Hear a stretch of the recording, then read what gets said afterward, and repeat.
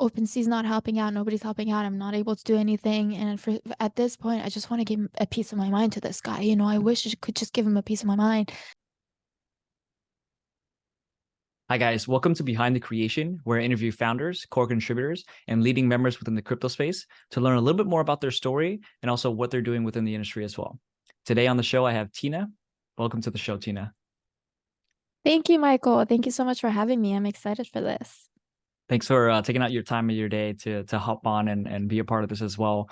Like for me in my shows, I really like it to where I dive directly into the person and learn more about them, right? Like everyone has a story, so I want to hear your story. So I guess the first question I want to ask you is like, tell me about your, childhood growing up and how was that, how was your childhood like and where did you grow up? I feel like I had I in my childhood I definitely I had a fun childhood. I was always a very active kid, whether it was in school or I was always part of the school activities. I love new experiences, so I was never afraid of trying something new. So I feel like that's why I have so many different experiences in my past. But whether it was like always in elementary school or middle school, I was a class president, and then I moved here, so I had to learn English and be able to adapt and learn the culture. So class president wasn't in the books, but I tried a lot of different stuff. I joined choir, I joined the high school musical, even though I can't really sing. So and just I joined the rowing team. So I feel like I've always, been in my whole life since I was a kid. I've always been trying new experiences and just really, putting myself out there. If that's a big part of my personality for sure. Now you said like moving over to the US. So where were you born and kind of like which areas in the world? Yeah, so I was in the Middle East. I moved here about 12 years ago. It was a huge move for me, but it's definitely, a good one. It's just, this country gives you a lot of freedom and there's just a lot of opportunities, whereas I wouldn't have had them, especially being a girl, back where I moved from. And, just seeing the value, the currency of my country debased so much. And, just seeing like how much everything that my family had worked for, now moving here, having to convert it, they basically, didn't have as much as they had worked for all their lives. So I feel like that really truly showed me the value of crypto. Um, and I went into my major was finance. So I feel like um just learning about that stuff and the financial freedom and just all the opportunities that are here definitely um, made me a big fan of crypto. Yeah, I remember growing up, my parents are immigrants, and like growing up, it was literally, we weren't well off. We didn't have a lot of money and everything. So they taught me the value of money early on, and kind of like just Mhm. remembering mom was like, "Yeah, here's a quarter. You can go buy a piece of candy." Now it's like you can't buy anything with a quarter at all. So like over time, inflation is just Exactly. kind of like the silent killer of currencies. Definitely. So yeah, so you were saying it was difficult being a girl. So like kind of like what challenges were how did that environment kind of like change you to where it's like were you did you get stronger? Was it something that pushed you back? Were you more shy? Was it more outgoing? How was that? I feel like I had a really good family, and I think my dad had a big part of, me not even like being able to kind of fully grasp that kind of stuff when I was at a younger age, until like before I moved here, and then I started growing up more and realizing, whoa, like that wasn't okay. But I think my dad had a big point in that. He was always a feminist, so he always try to, make sure that I'm growing up learning to be independent. But exactly what you said, like he would make me, as far as I can remember, as I was a kid, I remember him making me, go up and pay for my stuff myself. He would, give me the money and have me handle it.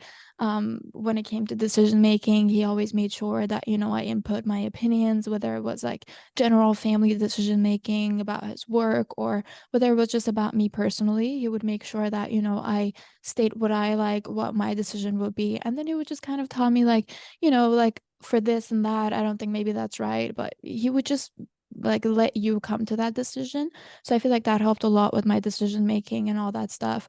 But also just learning to work harder than others, and it's okay. I don't like the victim mentality, so I don't like to, just because I'm an immigrant and I had to work harder to get to the base level that you guys are already at. Like, I don't think I need to be praised for that. But at the same time, like it just puts you in like a mentality of just wanting to work harder. Just also seeing your parents sacrifice so much of their lives and leaving their family and friends behind to give you a better life. It kind of numbs you out to certain things in life. I feel like, some short-term pleasures are less meaningful to you, and you are trying to get to the greater good, or, make them proud, make yourself proud. So yeah, that's a Yeah, driving force for me for sure. it seems like he's a really, really good dad, right? Like giving you the values to be independent, showing you that it's okay to think, it's okay to be strong, it's okay to kind of like also voice your opinions, be critical with it as well. So kind of like For how about sure. how about your how was your relationship with your mom? My mom is great. My mom was the traditional mom working at home. I mean, work just doing the homework and taking care of us. And that was a big deal for me for sure. I loved having that growing up, just having my mom around all the time. And I feel like in her own ways she's taught me a lot for sure. Um but when it comes to, I feel like my work mentality or work ethics and stuff, I feel like I have a lot of my fundamental stuff that I feel like was shaped because of my dad. But yeah. And kind of like with those two as well. So like did they came over with you and everything, and kind of like how did that dynamic change for you? It's I'm pretty sure it's Yeah, like so I feel a like, complete 180, right? From the Middle yeah, East.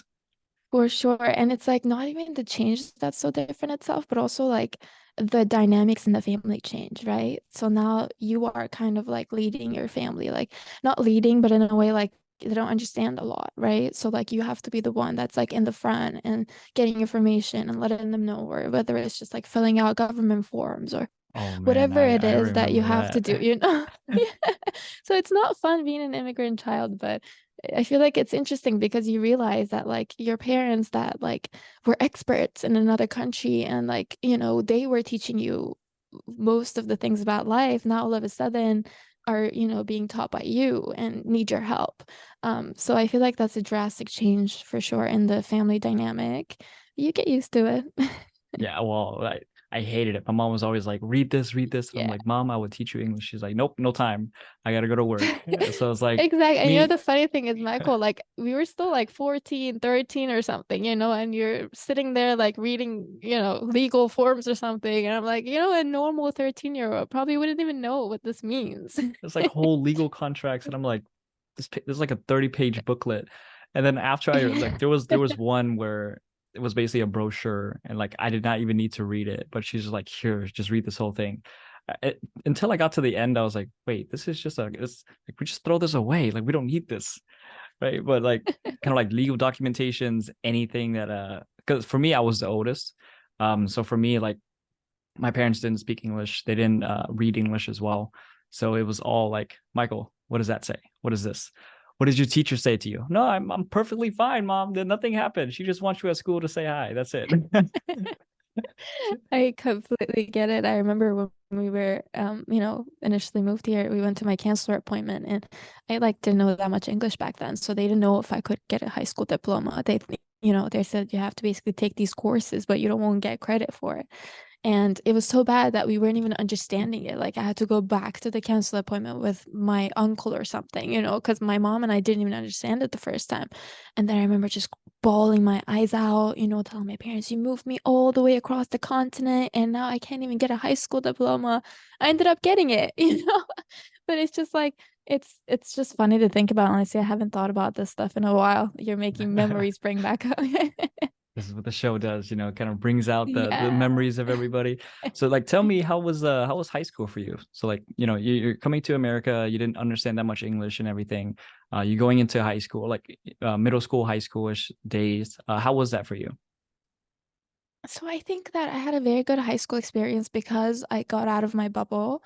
I made sure to go out of my comfort zone. And like I said, I'm very interested in learning about different cultures and kind of just adapting to the culture here. And Um, I think that a big, pointer for me was that I wasn't bullied at all because of, any kind of like things that you would normally think. Maybe her English was bad, her accent was bad, any kind of that stuff. I definitely wasn't bullied because I live in such a diverse state and city. So I feel like, there's just so many kids from different backgrounds and nationalities that, didn't really like bullying wasn't a factor. So I actually got to enjoy myself. And like I said, I tried plays and musicals and choir and different activities, whatever that I could, I definitely couldn't be a class president right away with no English, but I let that go.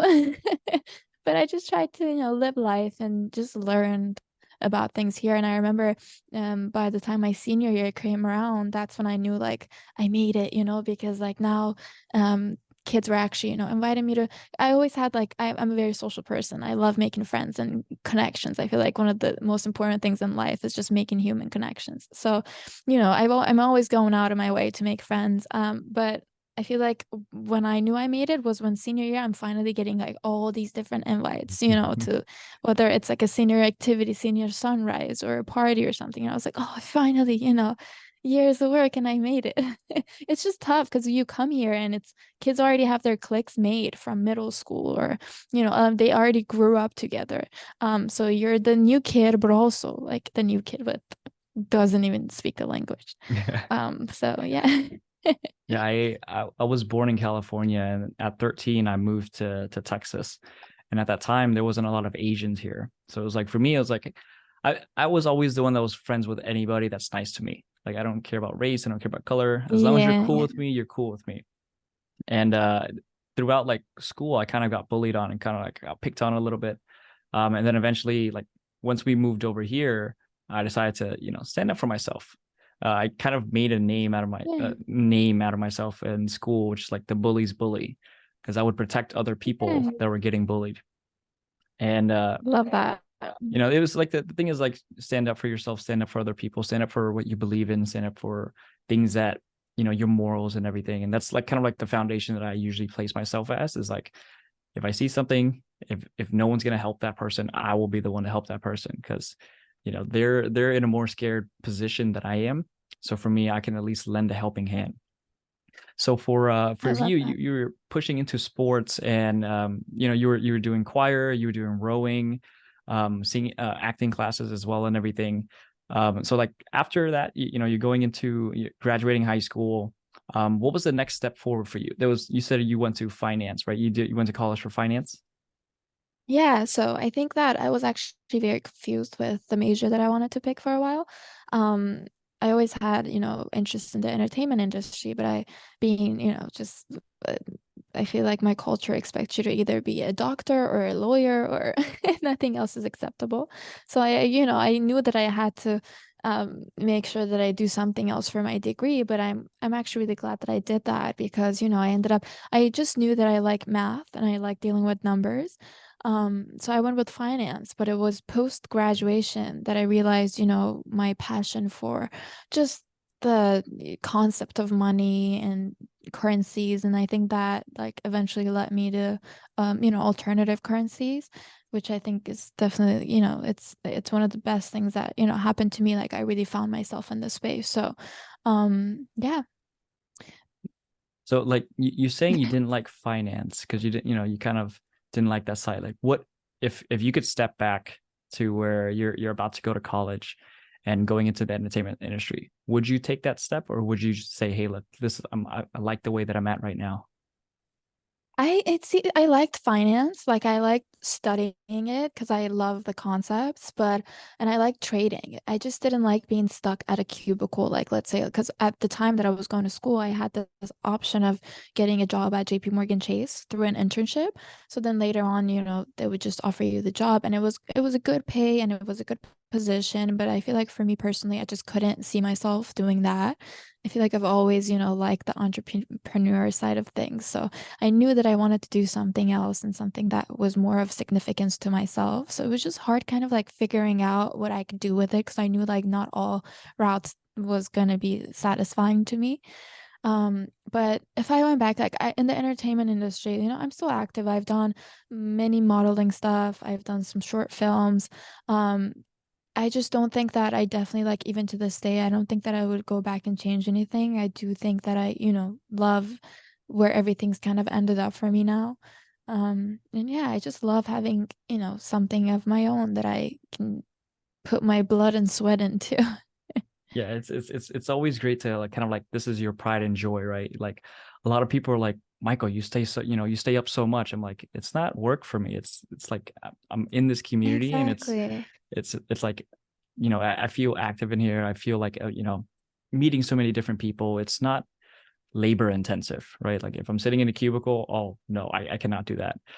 I would be too Yeah. active and try to run around and talk to people. Same thing. I'm very social too. But I felt like for me after I graduated, I went to the military, and then that gave me a lot of structure. And then kind of like after that, I apply a lot of that stuff Yeah. to what I'm doing now. Um, but like for you, it's like you kind of got pushed into crypto. So how did you actually like, how did you find out about crypto? How did you onboard? Was it through a friend? Was it through a family member? How was I saved by Satoshi? Let's see. Let's say so. I think just going through school and because my major was finance, naturally I was experimenting with trading a lot, but it was mostly stocks. But you keep hearing these comments about crypto, whether it's that cousin that comes up to me and says, "Oh, I 10x my money on this coin or something," and you think it's a scam at first, and you listen to him the next time maybe. And I think it was just comments like that that kept coming up to me. But it was my dad that actually originally invested first. He bought Bitcoin and Ethereum back in 2017, I believe. And I started to really observe and learn the market at that point. And I was coming out of school, so I was just really trying to see like what I could do for my personal investing, not really like to build something in crypto yet. But it was just kind of like, yeah, experimenting. I spend a lot of time, to be honest, observing and learning and researching. I don't like to do something unless I'm really, it takes away a lot of the stress for me as long as I'm very well informed in something I'm doing. So I feel like I was trading stocks for a long time and just observing crypto. And then like around 2018, I started to like slowly invest some of my own money into it. And yeah, I like slowly just learned the value of it. And I think it's just like a lot of people don't really understand it. Like I said, especially with my background, things really fell into place for me of like, the financial freedom of like, let's say like there's a war happening today. Like, you could be anywhere in the world and have access to your funds as long as you have your keys. And that kind of like mentality really like, I would love to be pioneering in a space that allows people to have financial freedom like that, have control over their money. And yeah, Yeah, it's kind of like that's about kind of my the crypto rabbit hole, right? Once you come in, it's you see all of the different use cases, you see all the different benefits to it. You see how it's, if if you're dropped in the middle of nowhere, as long as you remember your seed phrase, you kind of have access to currency or have access exact. to money. And like even going over, like for me, whenever I was going overseas as well, some people are like, oh, how do I send money over to the US, or how do I do this, or like, oh, how do I pay you? I'm like, I just have crypto on my phone. I don't have any cash. And sometimes they like people accept it because there's different services now that uses it as a card. So it's like even better for me. Mhm.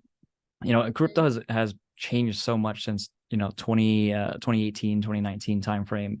I felt like when you were coming in, did you feel like it was kind of like a big mess in terms of the industry, or was it kind of like, hey, look, these are the I mean, certain it areas still I'm is. focusing on? For sure. I still to this day think it's a big mess. It's the Wild West. That's why we love it. But I feel like when I was coming in, it was like the biggest bear market of crypto the market had seen for a long time. It was like that Yeah. that era. And we're back right now, but it was like not the best, like the most exciting time to get in, but it was perfect for somebody who's just trying to research and like not be overwhelmed.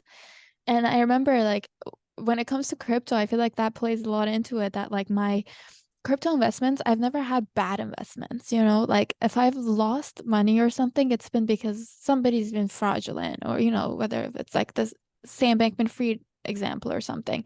I lost a lot of money on Voyager.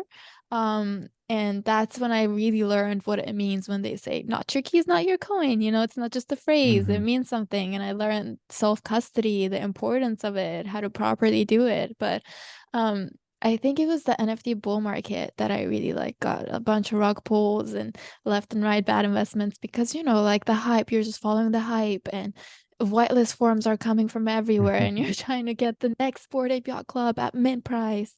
And I think that's definitely like where I made most of my mistakes. But yeah. What lessons in crypto? I Well, forgot. what lessons in crypto did you really like, even though it was a mistake? Like basically, it was like a learning lesson for you. Yeah, I mean, and I completely just remembered, sorry, what your question before this was. It is a mess for sure. I feel like we're way behind, I feel like we still have a lot of work to do to be able to get this mass adopted because in terms of our products and user experience, there's a lot that can be still done. And for me, I think what I've mostly learned, of course, like, regardless of just like whether it's like investing tips, whether it's like keep your, wallet that you're transacting separate than where you're holding your long-term assets, stuff like that, that I learned the hard way, like whether it was a scammy link or, like Voyager, getting my funds stuck, stuff like that. I feel like I learned a lot of good lessons, but what I've really been focused on is just kind of the voids that I could fill, like where could we do better in our technology? What could be, because I feel like especially in terms of user experience, we're still lacking a lot, and people are not gonna deal with it when like me and you, Michael, like with the mess that it is right now, a lot of people wouldn't want to deal with that. So I feel like we just have a lot of work to do as an industry to make sure that this goes where we want it to go, and there's still a lot of work to be done. Yeah, and there's still a lot of drama and kind of like drama within the industry. It's a young industry, right? Like so people always think that Yeah, crypto is like the wild wild west. I think of it as like a circus. It's so like Wild Wild West, at least it's a for little sure. tame. There's honors, right? Like people are like, all right, we're gonna go shoot at sundown or something, right? There's No, it's a honors, circus. yeah, Everyone's just no, running around, and but the thing is, for like, sure. you kind of like find the homies and the little kid, the cool kids that you kind of like hang around. We're just like sitting down, we're having a drink, and we're just watching everyone run around. But that's how That's what crypto keeps you is. going, right? Some Yeah, people to share the trauma with. yeah. Exactly. But yeah, crypto is, it's a really unique industry. Like I don't think there's any other industry that has enough craziness, enough drama, enough kind of like it's. I'm gonna have like heart problems later on. It's like every day is like up and down in terms of like, oh, this happened. Oh, okay, there's a hack. Oh no, no, this happened. This happened. There's just so much thing because Mhm. it's a global scale. So I wanted to also ask you, it's like you said that you were building a company, you were kind of creating some of these different products on here. Tell me a little bit more about what you're building. Yeah, so we're actually very excited because one of our products is ready to hit the market very soon. Boomerang. It's basically a communications app for crypto users. As you know, Michael, communication has always been a challenge in the Web3 and the crypto world because there's always either platform restrictions or some kind of thing that limits you. And in the traditional ways of communicating, you need their Web2 contact information, which a lot of degens wouldn't be comfortable giving out. So what Boomerang has been trying to solve is just find a way to enable unrestricted communications for crypto users with just the wallet address. We've worked a lot on it to make sure that it is very user friendly, very easy to use, so you don't need that much experience. It gives you like a full scale whiteboard with all the tools that you might need to truly customize your message, whether you want to upload designs or, combine textual and visual elements together, you can. And then all you have to do is set the time that you want the token to expire at, like disappear from their wallet, whether it's 2 hours, 4 hours, 12 hours, and then boom, you send it off and it's in your receiver's wallet. So I think that it's something that for me as an investor in the market, it's something that I was, feeling that there's a need for. Um, just whether it's an untraditional offer that you're trying to make or you're trying to just make a friend or something, but you only have their wallet address, no socials are linked to it. Or, for somebody like you that you have channels and you interview people, let's say you want to reach out to the top three whales in the market. There's no contact information for them, but now you could just send them a message, ask if they want to just come for like a discreet interview without showing their face or something. So I feel like that's something that for me, I felt like it was needed. So we got to work, we went to the whiteboard and we created it. And I'm very excited because it's almost here. What, MVP's what ready. We're just in the testing phases. when is it launching? So I think that we should be launching within the next 2 weeks, but All I right, don't I'm want to gonna say hold an you up to exact it. I'm gonna date. hold you up to it. Yes, This is where founders promise. push together, right? Like, we push each other so that we can, Yes, get it placed out and get people to start using it.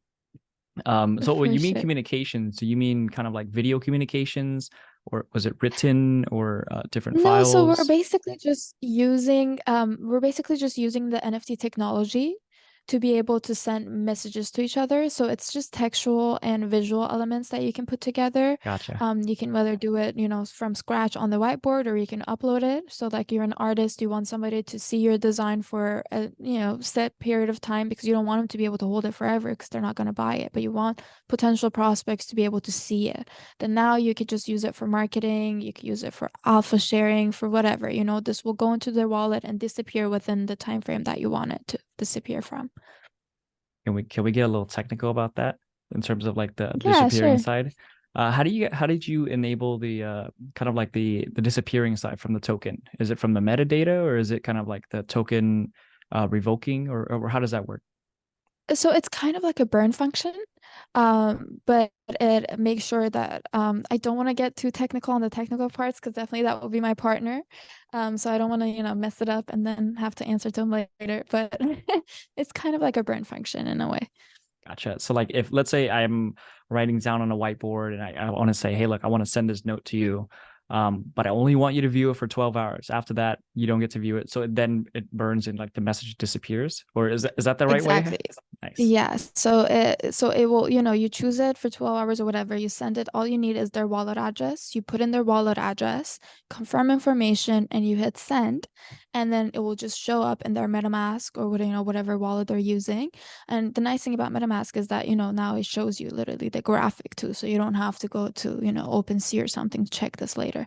So then you'll see like the little graphic or the message they sent you, and it will just disappear after 12 hours from your wallet because we wanted to make sure we're also not spamming people. You probably have a bunch of airdrops in your wallet that you don't care for. So I wanted to make sure, it doesn't have a secondary value. It is just for communication. And also we're not, cluttering people's wallets.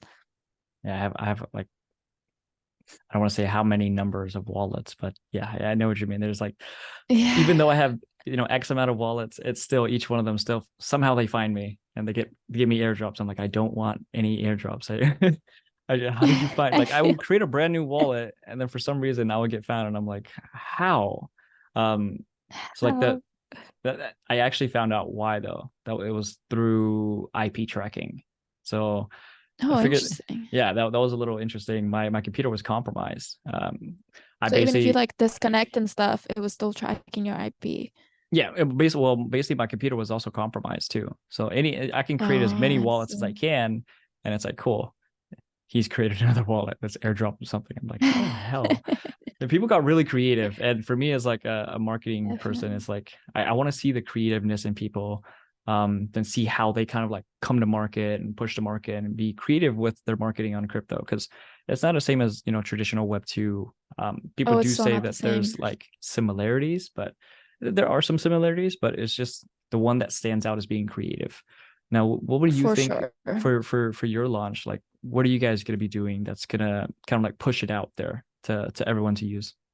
So right now we're getting ready. I'm definitely doing my little PR tour, going on different channels, utilizing the um just figures of, figures that people respect in the space, just trying to talk to them about it, bring it in front of the right eyes.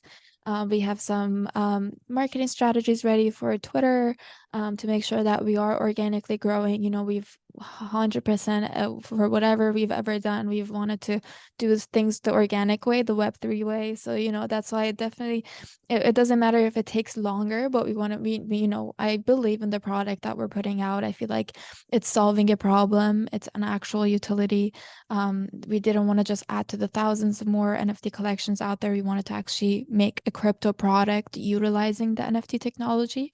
So I feel like for this being like a software as a service rather than just like a art project or something, I feel like it's less to do with like hype marketing, Mhm. rather just talk to people about it and make sure the community is aware of it and then hope that they like it and it organically just takes off. I can just kind of like see some of the different use cases on there. You know how there's decentralized perpetual contracts for like Yeah. DYDX and quick perps and stuff.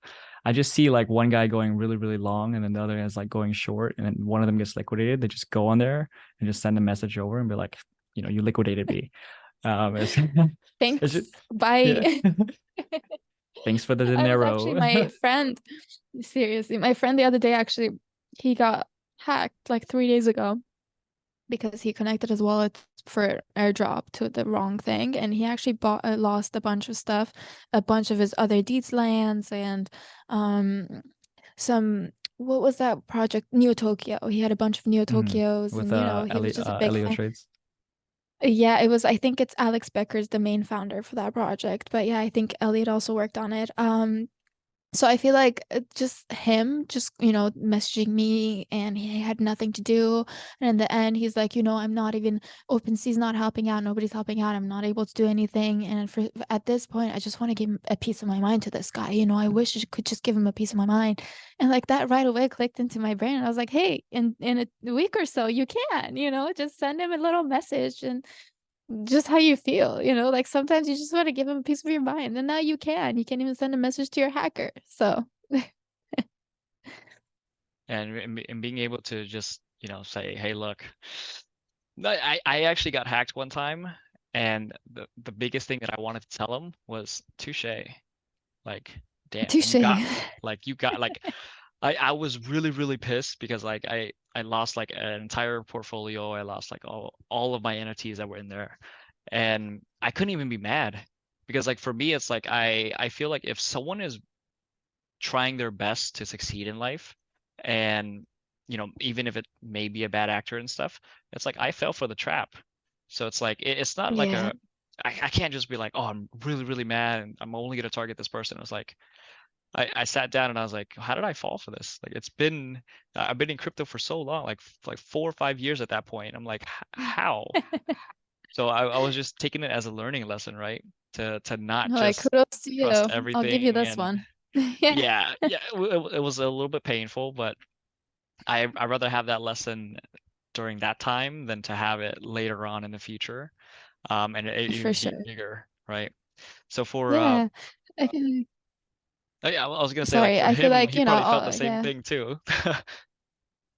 For sure. He was the same way, and he's been in crypto for a long time, but he's not like an active crypto user like we are. He's not like part of the community every day being here. So, he's more of like a long-term investor. So I don't, blame him too much, but at the same time, I've definitely, like, anybody around me, even though they think I'm a psycho at this point, like I've warned them so much about this kind of stuff, so like I get a little pissed off when it happens. But like you said, they get creative. Like it's not that, they keep using the same methods. I remember even I watched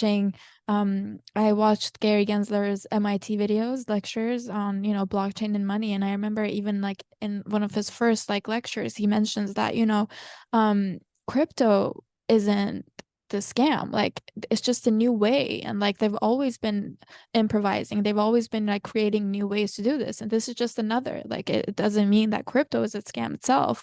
It's just a new way for them to try to be creative with it. So I think it goes the same, like, and as better as we get, the better they get as well. So we gotta It's always be vigilant. it's because it's always going to be about, the greed is always going to be a factor within the world, whether we like to agree to it or not.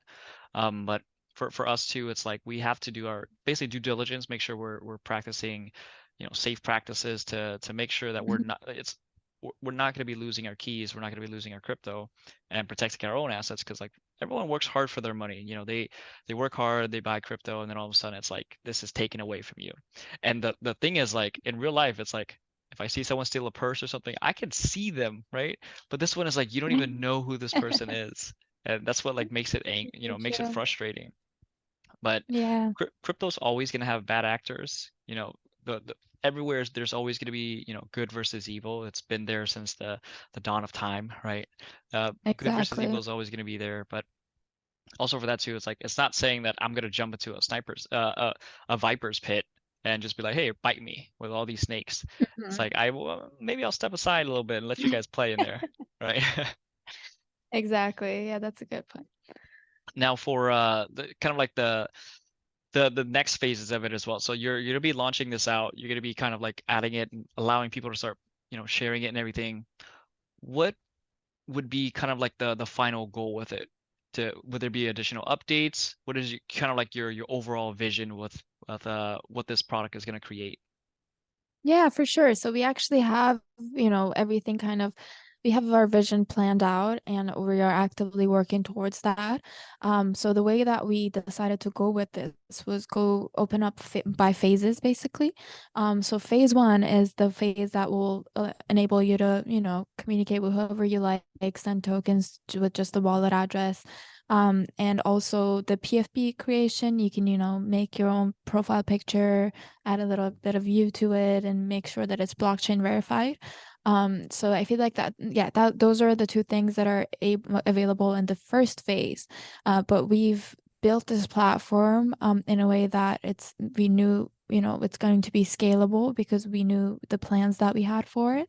So in the second phase, we're gonna have some exciting features such as AI added to our canvas that, will have like generative fill and stuff like that that will just make your life much more easier. Or we'll have, no code smart contracts. You can generate a whole NFT collection. And just like for me personally, I've done a bunch of, NFT collections. So I feel like just like designing, being part of the design and the creation process of it, I know that like we could still do so much better when it comes to generation platforms. So that's going to be in the next phase. And third phase, we're going to provide data analytics, candle charts that we don't really have like for NFT projects, but it's also going to be for crypto as well. So it's going to be like an all-in-one type of platform. And whoever gets our Genesis token right now, when it will be available, that's basically like the best type to get in because we're trying to like reward loyalty a bit, our early adopters, early supporters in a way. So those are the ones that will always enjoy all of Boomerang's type of services, whereas later on we'll have like pay, by use for different services that will be on the website. So I feel like this is, if anybody's interested, this is definitely the best time to get in. But I would yeah, say not you financial just have a advice, just in case definitely with not that little financial advice. yeah, Yeah, with a little disclaimer there and definitely not everything. financial. Yes. So like so the product's coming out with it, you said within a month for Yeah, the within a within the month. next 2 weeks. Nice. We're ready. We're just testing, making sure that, there won't be any bugs or anything as soon as we test on the main net. So we're just making sure, but we're ready to go really. So within the next 2 weeks. Are you guys planning on going like cross bridge, like basically Polygon, Binance Chain, Avalanche, Arbitrum, and all the others as well, or just kind of like staying on Yes. Ethereum? So no, so our first phase currently, actually, we have Ethereum and Polygon available. And then in the next phases, we want to make sure it's compatible with, most of the established blockchains of Avalanche, Cardano, like most of the things that you mentioned, Solana, especially Solana, Avalanche. Yeah. I'm a big I fan of think Solana's Solana's been technology. So taking a beating, but I think now the it community is gonna has, start. It's gonna, the bad phase is wiped out, and the community can now regrow to kind of yeah, I like feel like now most, foster. exactly. I feel like most of the problems, that came from it being like super central. We're definitely writing it out from the SPF stuff and the FTX stuff for sure, but just a big fan of like the technology behind Solana and just working with devs so much, I feel like it could still go far, but not financial advice. Yeah, I think it's Solana as a community will definitely recome, and like people always talk like one of the things I hate in crypto, sorry, I just have to say this real quick. One of the things I hate in crypto is No, like go ahead. everyone's like, oh, you're Solana, you're Ethereum, you're Cardano, you're this community and that community. But what everyone doesn't fail to realize is that we're all technically one community in the global picture. The global picture sees us, oh, these are 100%. just crypto nerds just running around, and they don't understand anything about finance, and they're just having their own little fun, making money and stuff. But it's like we're all pushing at all different verticals, even if it's not the one that, like not the one blockchain you use or one product you use, but it's like we're pushing the industry together as a whole, even though we don't even see it. So like the bickering, Exactly.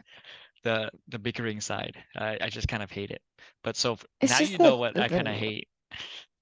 Oh, go ahead. Yeah. I mean, I would love to add to that because I do hate the cult mentality that, is created by some of the community members. I don't feel like it's, the whole crypto community as a whole, but I definitely feel like there's huge cult mentalities with some of these coins. And I don't think there will be an industry if there's just one of them out there. Like, I feel like we all need to kind of push innovation forward together. And yeah, we'll later on find out which is the best for which use case, I guess. But I don't think there should be an either or type of thing. And I think it's just such an hypocritical type of thing to do coming from fiat to crypto. And then, like saying that this is it's just like literally going back to the same mentality of saying, like, oh, we are pushing towards for a decentralized future, but are you like, if because it doesn't sound very decentralized to me, and that hero mentality that comes from some of these, like making a founder of a coin into a hero. And I just don't feel like any human should be made into a hero like that, and not any coin should have a face like that. Because if it's decentralization that we're promoting and working towards, that makes no sense to me. Just one person going from conference to conference and having so much having so much basically like control over the floor prices or the prices of a coin.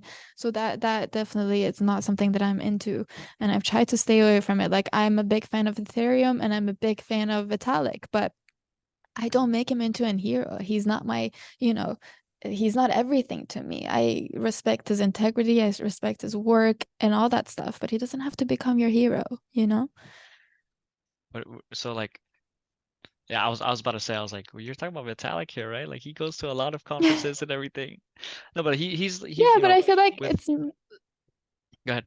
I also don't want to like have the armies coming after me today, but like for me, I feel like Vitalik is like more like less of a face. Like, he's not the only face of Ethereum, like whereas like you could say more of that with somebody like Charles Hoskinson and Cardano. I feel like he's way more face of the coin, and I really like him. I think he's a very intelligent guy, and I'm a fan of Cardano as well. I just feel like we need to, I think it's like mostly the communities that like push these people out too much, and like I feel like for it's kind of our problem, it's we do it to ourselves.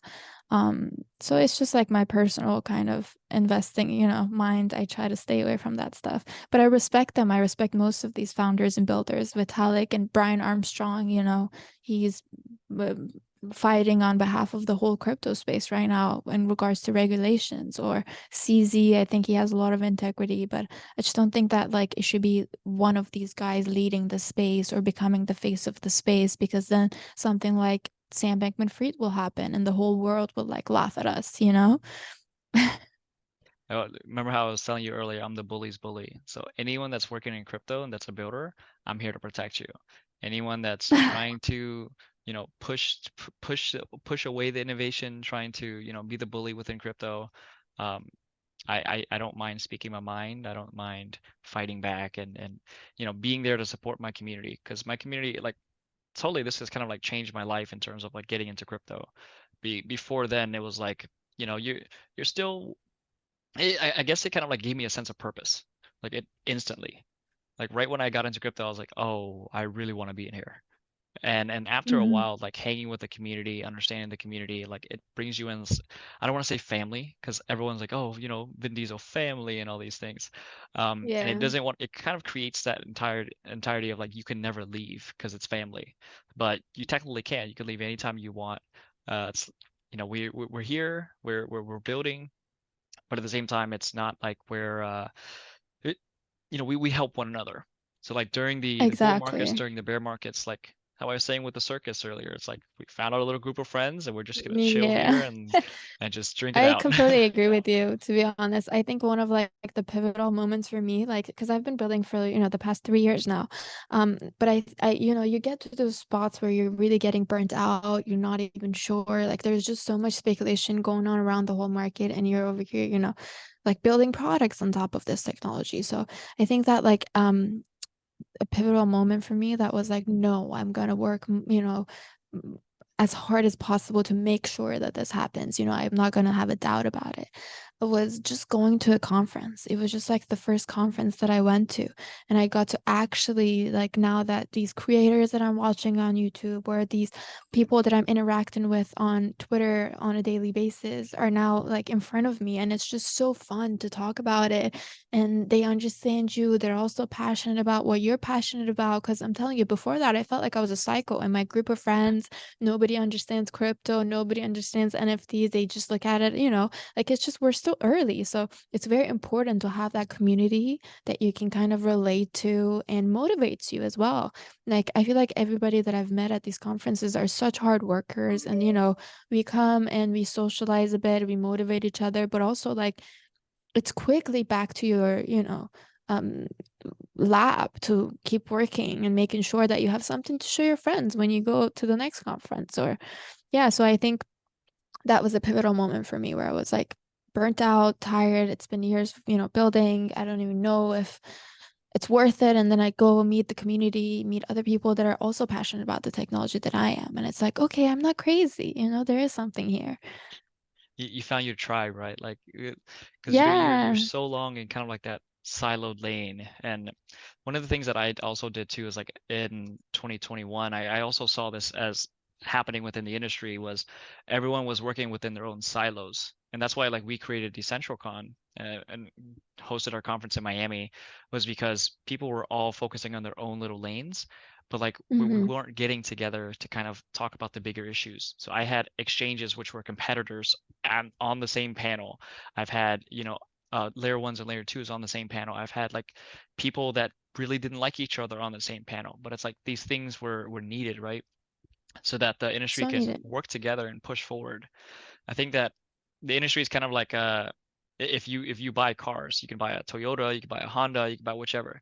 Some people prefer the other, some people prefer, a brand over the other. It's like you prefer a chain over the other too. So I kind of want to ask you, Exactly. what is your preferred chain?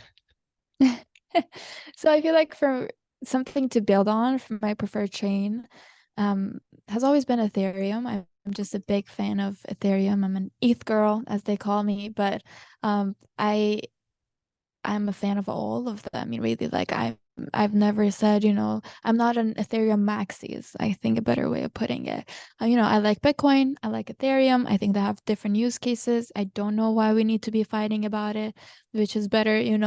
I don't like terms like, oh, Ethereum killer, because like obviously that's great. Like they're different technologies, as you know, we have the blockchain trilemma. So one's faster, one has less security, one so, you have different kinds of stuff that you get from each blockchain and different use cases. So I would say Ethereum is definitely my number one. But um, if we were talking about like infrastructure and technology, I also am a big fan of Solana. I feel like just the speed and, the TPS has so much potential to like be able to just like the blockchain itself could run a lot of things in our everyday lives. Like, that it could be replaced with that. I'm a Polygon boy day in and day out. I did a Oh, I little bit of love the Polygon. I internal. feel like I did the yeah, I marketing in love the beginning for Polygon. it. For really, I didn't know. Yeah, from Interesting. Yeah, I mean, like, I feel 2018 like to when I 2020 with Sandeep and the whole team. It's been a crazy Oh, journey that's in crypto. amazing. Yeah, I think they did such a great job so far. And, like I feel like well, obviously we need layer twos, gas fees on Ethereum are crazy. And that's why like I even right now in our phase one, I made sure that an L2 was going to be available to solve the problems that the L1 couldn't. But I feel like I've always been a big fan of Polygon. I kind of feel like that's insinuated when I say like I'm a big fan of ETH.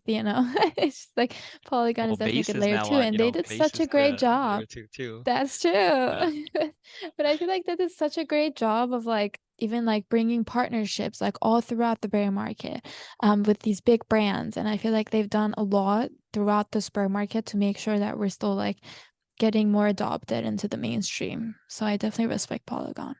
One thing that I remember is like we were heads down in the bottom of the bear market, and Sandeep was literally like, builders are gonna build. We're gonna push through and we're just gonna build. Like he's like, I don't care about anything else. I just want to push this out and make sure that it's pushed out properly, right? So it's not Yeah. just like where you're just half-assing and just placing, posting to post. It was actually to ship product. And that was one of the things that like made me really, really think of, how the rest of the industry is. It's like, holy crap, this one person is nonstop working, and the thing that he cares the most for is just making sure that he's shipping product and shipping something that's going to be game changing and it's going to be Mm-hmm. beneficial for everybody.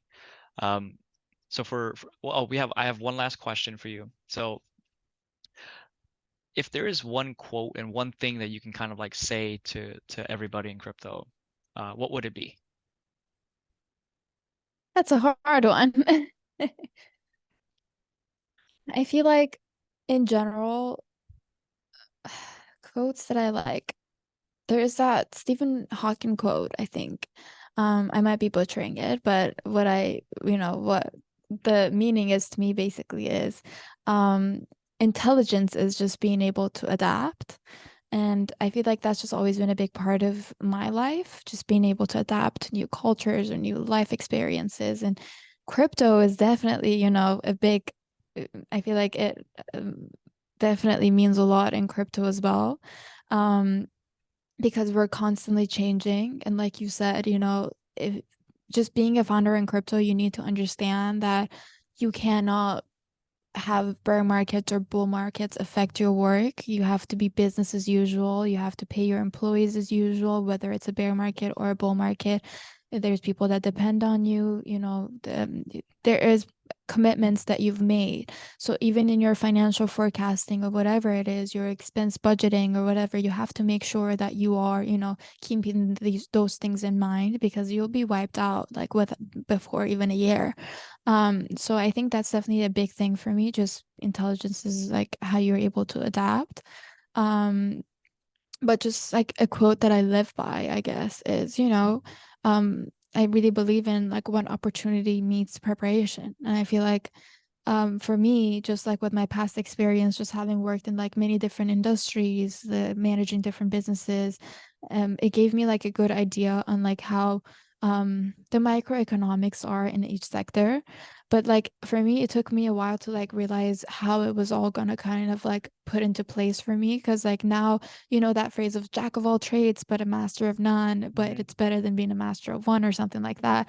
I'm butchering all these quotes, but I feel like that's for me, like, I was a little afraid of like, okay, well, I have all these experiences in managing different business in different industries, but it wasn't like until I became a founder that, because, as a founder, you have to wear many different hats at different times. And I think that just being like very, experienced and well-rounded in different types of stuff helped me a lot to like it kind of just fell into place when for me in this role.